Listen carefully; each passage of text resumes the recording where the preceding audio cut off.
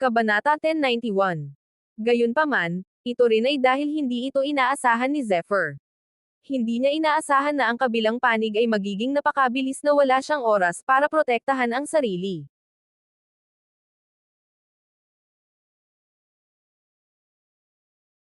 Kabanata 1091. Gayunpaman, ito rin ay dahil hindi ito inaasahan ni Zephyr.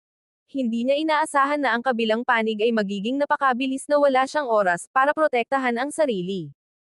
Ayan.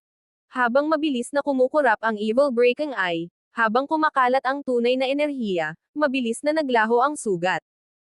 Sa ilalim ng tingin ng Evil Breaking Eye, ang lalaking sumalakay ay nakita ni Zephyr. Isa talaga itong sawa. Ang lumitaw sa mga mata ni Zephyr ay isang higanteng itim na sawa na mahigit 10 metro ang haba. Ang kabilang grupo ay hindi lamang napakalaki, kundi napakabilis din. Ang nakapalibot na hamog ay tila walang anumang sagabal. Ito ay pataas at pababa at halos pumailan lang sa ere. Pakiramdam. Tila nagulat ang itim na sawa na ito sa depensa ng katawan ni Zephyr. Ngunit di nagtagal, gumawa ito ng isang matalas at mahabang tunog at muling inatake si Zephyr. Sa tingin mo ba talaga ay masungit ako? Habang nakatingin sa itim na sawa na ito, dahan-daang nagpakita ng bahid ng malamig na aura ang mukha ni Zephyr. Medyo pabaya lang siya ngayon, pero hindi ibig sabihin noon ay lagi na lang siyang nabubugbog. Habang nanlilisik ang kanyang mga mata, hindi nakaiwas ang kanyang katawan. Bahagya niyang iginalaw ang kanyang mga binti. Umuungol. Biglang lumabas ang ungol ng isang dragon mula sa kanyang bibig. Ang ungol ng dragon ay naglalaman ng walang hanggang kamahalan. Bang! Marahas na tinapakan ng dalawang paa ang lupa. Sa ilalim ng nakakatakot na puwersa, nabuo ang mga pabilog na bitek sa lupa. Pakiramdam. Nang marinig ang ungol ng dragon mula sa bibig ni Zephyr, hindi napigilan ng sawa ang manginig. Ngunit sa sumunod na sandali, isang figure ang sumugod palapit dito. Magwala ka. Walang hanggan ang lakas ng suntok na ito. Boom! Ang suntok na ito ay agad na nagpakawala ng isang matinding puwersa. Isang malaki at nakakatakot na kamao ang tumakip dito. Ang iba pang kakaibang nilalang na dating nagtatago ay mabilis ding tumakas. Dumagundong. Kasabay ng sunod-sunod na alon ng mga nakakayanig na tunog ng paglipad, ang katawan ng malaking sawa ay baliw na bumangga na sa bato sa kabilang panig. Marahas na nakadilat ang pares ng malaahas nitong mga mata, at pagkatapos ay kasabay ng isang sigaw, mabilis na lumangoy palayo ang nanginginig nitong katawan. Baka si Dragon. Nang maramdaman ang mahinang aura na nagmumula kay Zephyr, hindi maiwasang magbago ang malademonyong mga mata ng Nine Netherbird. Ang lupang ito ng aura ay malinaw na may taglay na isang uri ng pagbabago-bago ng dragon. Kahit na medyo mahina ang pagbabagong ito, sapat na ito upang takutin ang isang nakakatakot na sawa. Kapangyarihan ng dragon. Ilang taon na ba ang nakalipas?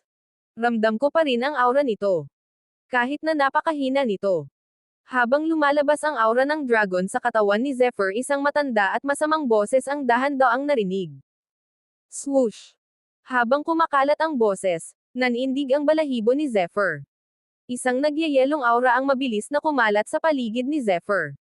Ang nagyayelong aura na ito ay hindi lamang dumaan sa kanyang katawan, kundi tumagos din ng malalim sa kanyang utak ng buto at maging sa kanyang kaluluwa.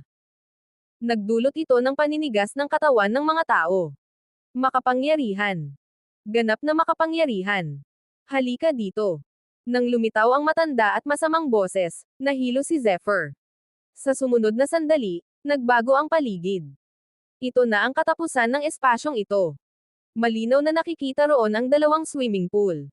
Kabanata 1092. Tila walang kakaiba sa isa sa mga swimming pool, ngunit ang susi ay ang isa pa. Ang swimming pool ay may kakaibang berdeng kulay, na sumasaklaw sa isang lugar na mahigit 1,000 metro kwadrado. Ang tubig ay umaalon pataas at pababa, at ang mga bula na kasing laki ng kamao ay patuloy na lumalabas mula sa loob. Ang mga siksik na bula ay nagbigay sa mga tao ng kakaiba at nakakatakot na pakiramdam. Habang nabibiyak ang bula, ang espasyo ay nagsimulang mabaluktot at mapunit. Buzz! Habang gulat na gulat pa rin si Zephyr, biglang lumitaw sa pool ang dalawang nakakatakot na ilaw na parang dalawang parol. Natatakot. Kakaiba ang hitsura ng kabilang panig na kahit si Zephyr ay hindi maiwasang makaramdam ng matinding gulat sa kanyang puso. Hindi iyon mga parol, kundi isang pares ng mga mata. Habang nakalantad ang mga mata, isang malaking ulo ang dahan-daang lumitaw. Ito ay isang ulo na parang dragon. Sa pagitan ng mga kilay, isang matalas at mahabang sungay ang partikular na kitang-kita at marilag. Isang matalas at walang hangganang aura ang dahan-daang dumaloy. Flood Dragon. Sa oras na ito, kahit hindi pa nakakita si Zephyr ng totoong Flood Dragon, matutukoy pa rin niya ang pagkakakilanlan ng lalaking ito sa harap niya. Nakataas ang ulo nito, at dahan-daang umahan ang katawan mula sa pool.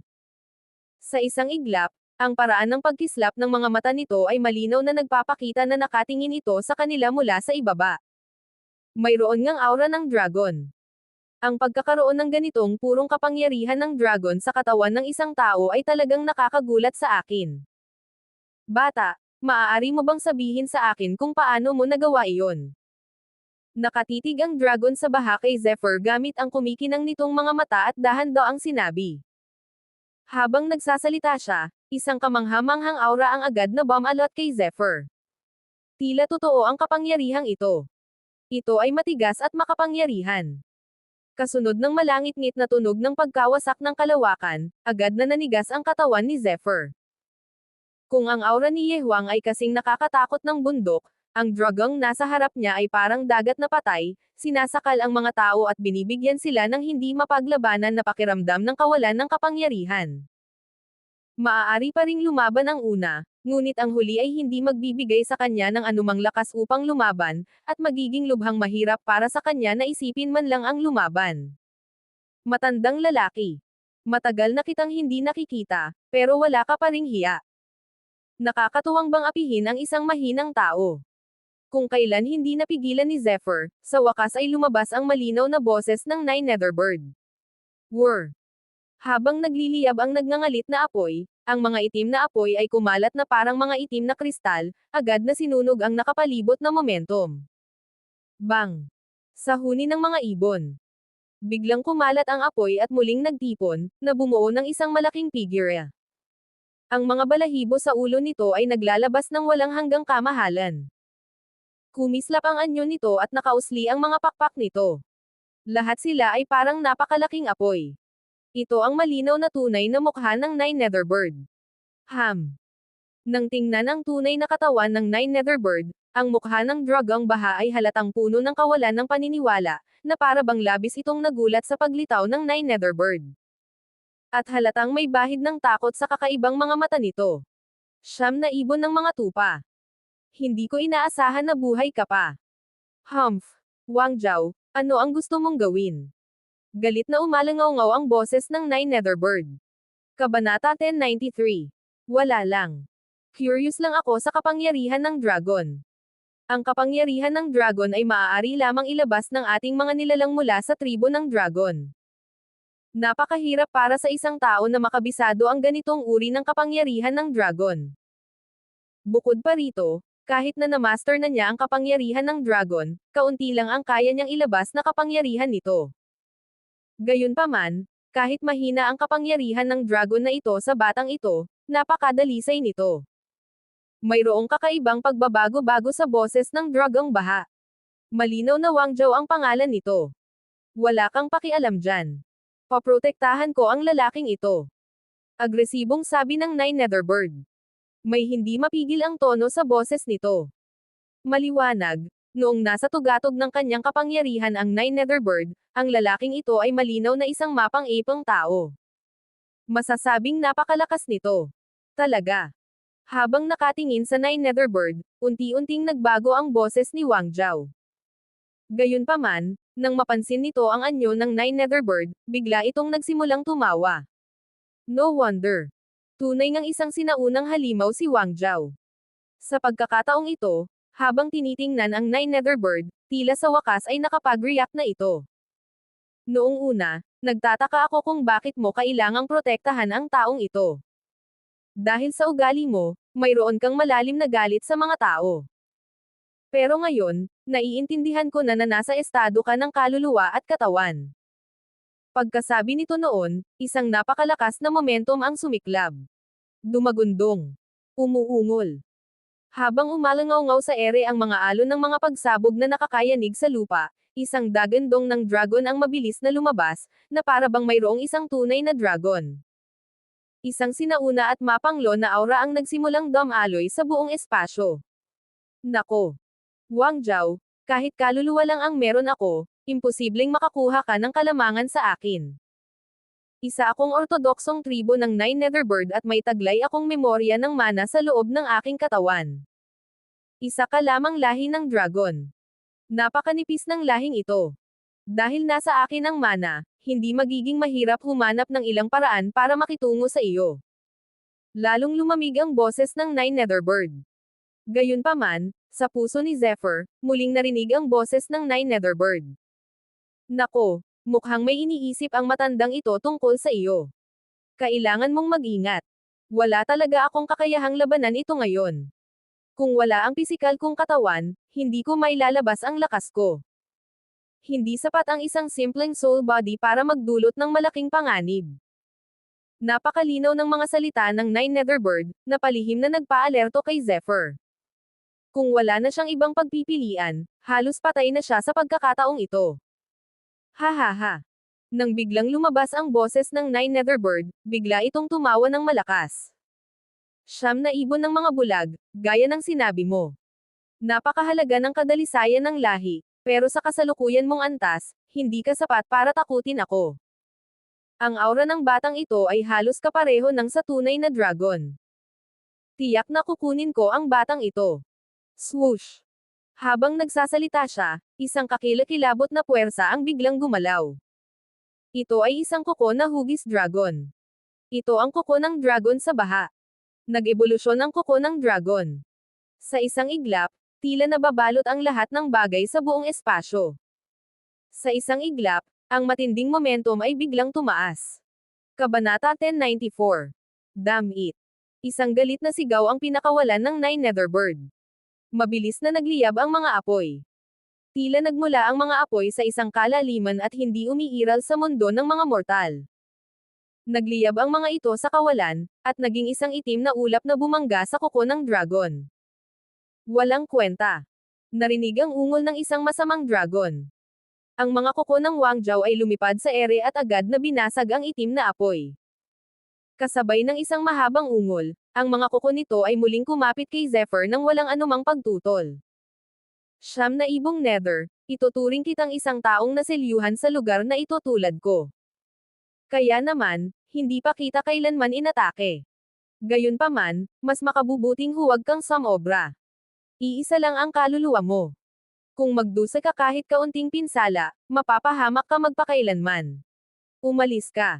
Sa kuko ng dragon, isang kataas-taasang kapangyarihan ang biglang sumabog at direktang pinatumba ang kaluluwa ng Nine Netherbird. Kulog.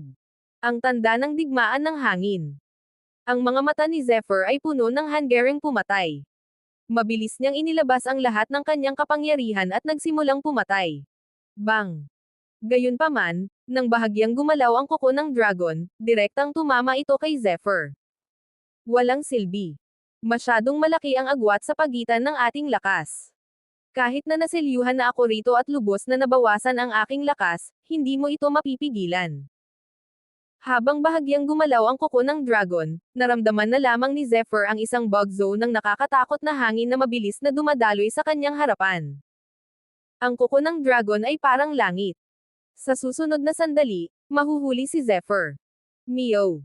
Nang malapit nang magtagumpay ang dragang baha, isang hindi kanais-nais na sigaw ang narinig. Tila nagyelo ang kuko ng dragon at marahas na huminto nang wala pang 3 talampakan sa harap ni Zephyr. Swoosh! Dahan-daang nakaunat ang 2 kuko ng pusa mula sa imbakang singsing ni Zephyr. Pagkatapos, isang bilog na nilalang na kasing laki ng palad ang lumabas ng galit. It was Meatbun. Sa oras na ito, ang mukha ng Meatbun at ng cute na pusa ay puno ng galit, at ang isang pares ng mga mata ng pusa ay puno ng galit. Meow! May isa pang iyak ng pusa. Gayunpaman, nang lumabas ang sigaw ng pusa, isang malabo na lamang ang naramdaman ni Zephyr sa kanyang harapan. Para bang may mga kidlat sa kanyang mga tainga. Hindi mabilang na mga bituin ang lumitaw sa kanyang harapan. Masasabing nayanig ang lupa at nayanig ang mga bundok. Tahimik ang lahat noon. Ang boses na ito ay direktang bumuo ng isang nakakatakot na alon ng tunog at tumama sa katawan ng Wang Zhao. Bang! Sa sumunod na sandali, sa ilalim ng gulat na titig ni Zephyr, ang katawan ng Wang Zhao ay tuluyang lumipad. Natulala. L. Ito ay hindi kapanipaniwala. Parehong nanlaki ang mga mata ni na Zephyr at ng Nine Netherbird at tumingin sa unahan. Tila natuyo ang hangin sa buong espasyo, at ang hindi gumagalaw na kapaligiran ay nakakasikal. Ito. Pinalipad. Nagsimulang mautol ang siyam na ibong Netherbird. Habang nakatingin sa nakakatawang meat bun sa balikat ni Zephyr na kasing laki ng palad, parang nakakita ito ng himala. Ang nakasisindak na dagandong ay parang dagandong ng isang Diyos, at ang nakapalibot na espasyo ay nagsimulang manginig at pumutok ng marahas. Para bang nilimitahan ang lahat ng bagay sa espasyo, kasama na ang oras. Ang boses na iyon ay lumalabas lamang sa bibig ng lalaking kasing laki ng palad. Kung alam lang ito ng iba, tiyak na hindi nila iisipin na totoo ito. Kabanata 1095. Ang lalaking ito. Nang makita si Meat Bun sa kanyang balikat, gumalaw ang sulok ng bibig ni Zephyr. Bagamat nahulaan niya na ang maliit na lalaking ito ay hindi simple, hindi niya inakalang magiging ganito kakilakilabot at kahanga-hanga ang maliit na lalaking ito. Si Wang Zhao ay isang dragon sa baha. Bagamat hindi ito isang tunay na dragon kundi isang lahi ng dragon, may kaugnayan din ito sa dragon. Ibinuka ni Meat Bun ang bibig nito at nagpakawala ng isang ungol, dahilan para lumipad ito. Kapag kumalat ang balitang ito, tiyak na mag-iiwan ito sa lahat ng matinding takot. Meow. Ahemhem. Tila nasiyahan si Meat Bun sa kapangyarihan nito. Gusto na sana nitong umiyak ng 2 beses, biglang nanigas ang katawan nito. Sa sumunod na sandali, nagsimula itong umubo. Ito. Nabulunan. Sa isang iglap, ang mahiwagang poster na nilikha nito ay agad na nauwi sa kawalan. Kanina lang natulala siguro ako. Nang inag ang mukha ng Nine Netherbird, at sinabi nito ng may itim na mukha. Hindi lang iyon, kundi maging ang Wang Zhao, na unti-unting nagkakamalay sa oras na iyon, ay nawalan din ng imak. Para itong pinalipad ng isang pas ang iyon. Mabuti na lang at walang gaanong tao rito. Kung alam lang ng iba, tiyak na mapapahiya ang tribo ng Dragon Baha. Gayunpaman, nang tumingin itong muli kay Meat Bun, 2 kamangha-manghang liwanag ang biglang kumislap sa mga mata ng Wang Zhao. Maaari bang? Habang nakatingin kay Meat Bun, tila may naisip ito, at ang pagkamangha sa mga mata nito ay nagsimulang maging mas halata. Matandang lalaki. Nakilala mo ba ang pinagmulan nito? Halatang napansin ng Nine Netherbird ang mga mata ni Wang Zhao. Hindi sinagot ni Wang Zhao ang tanong nito. Sa halip, muling tumingin ito ng malalim kay Meat Bun at malamig na sinabi. Bro, sabihin mo sa akin kung bakit ka nandito. Ano? Parehong nagulat sina Zephyr at ang Nine Netherbird sa mga salita ng dragon sa baha. Ano ba ang natuklasan ng lalaking ito na labis na nagbago? Habang nakatingin kay Meat Bun sa kanyang balikat, na kinakain ng isang spirit stone, palaging may kakaibang pakiramdam si Zephyr. Gayunpaman, sa oras na ito, ayaw na niyang mag-aksaya pa ng oras. Pagkatapos ay sinabi niya, gusto kong hiramin ang iyong Flood Dragon Pool. Gaya ng inaasahan, sige, papayag ako. Sa simula, akala ni Zephyr Khan ay aabutin ng ilang beses bago niya ito makausap, ngunit hindi niya inaasahan na papayag agad ang lalaking ito. Maging ang Nine Netherbird sa isang tabi ay nagpakita ng hindi makapaniwalang tingin. Ang Nine Netherbird, na nakabawi na, ay ikinumpas ang mga pakpak nito at tumingin sa Dragong Baha. Matandang lalaki, anong plano mo? Malinaw na abnormal ang Wang Zhao na ito. Hindi dahil sa hindi sila nasiyahan sa pagkabukas palad ng dragong ito, kundi dahil kailangan nilang maging mausisa sa kilos nito. Gustong harapin ng lalaking ito si Zephyr. Ngunit agad itong nakipagtulungan sa kanya. Imposibleng walang sino man ang walang pag-aalinlangan tungkol sa kakaibang pagbabagong iyon. Masaya ako, di ba? Pero, nako, may malaking enerhiyang nakatago sa Flood Dragon Pool. Kahit matagal ko na itong naabsorb at wala nang natitira, sapat pa rin ito para sa inyong mga tao. Kaya, hindi ko ito maibibigay sa inyo ng libre. Tumingin si Wang Zhao kay Zephyr at dahan-daang nagsalita.